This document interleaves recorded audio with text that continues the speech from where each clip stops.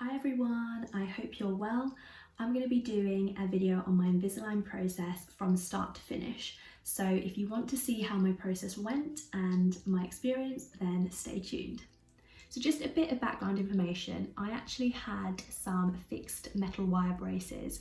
I think it was around year 8 or year 9, so back in secondary school, and that straightened my teeth. But long story short, during university, my aligners broke. At this time I was in Manchester, but my dentist was in London, so didn't get them fixed, didn't wear the retainers, and they started to become crooked again.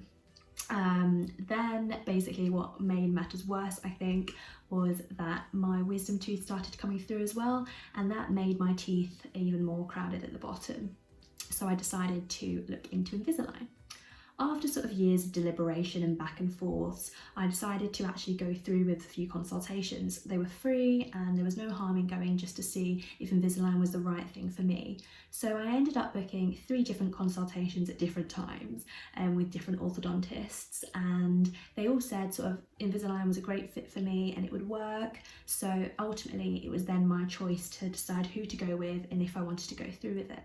I ended up going with a lady called Emma at the Park Dental Practice, and the reason why is because she made me feel super comfortable, super at ease. I had so many questions and she never hesitated to answer any of them, and she always does it super promptly as well. So any concerns I had, she was there to answer those questions and make me feel comfortable. So that's why I decided to go with Emma.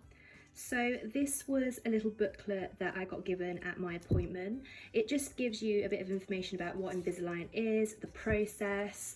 Emma also created a document about sort of her previous experiences with feedback from her other patients, so that was really useful to read. And there's also the actual consent and agreement form as well from Invisalign. This is just a copy, and I just got a chance to basically read it before I signed anything.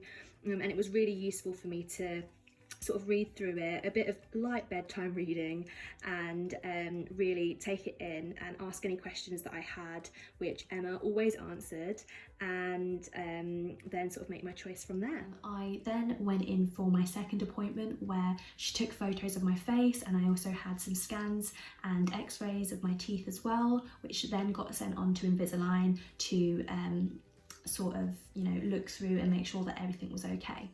I then received my Clin Check. So a Clin Check is basically like a 3D photo of your teeth, and it shows you at each aligner stage how your teeth are going to move.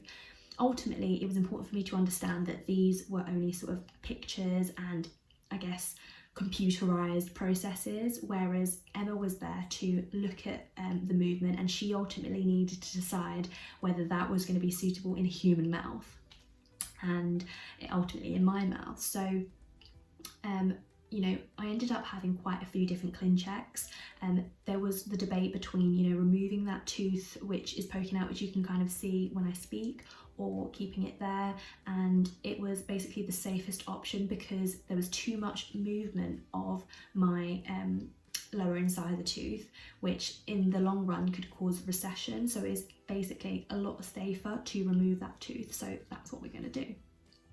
So I've got my next appointment in a couple of weeks, so the first week of September, and I'm going to get that annoying tooth, pokey tooth, removed, and I also will receive my first set of trays as well. So I look forward to that, and I'll take you along with me.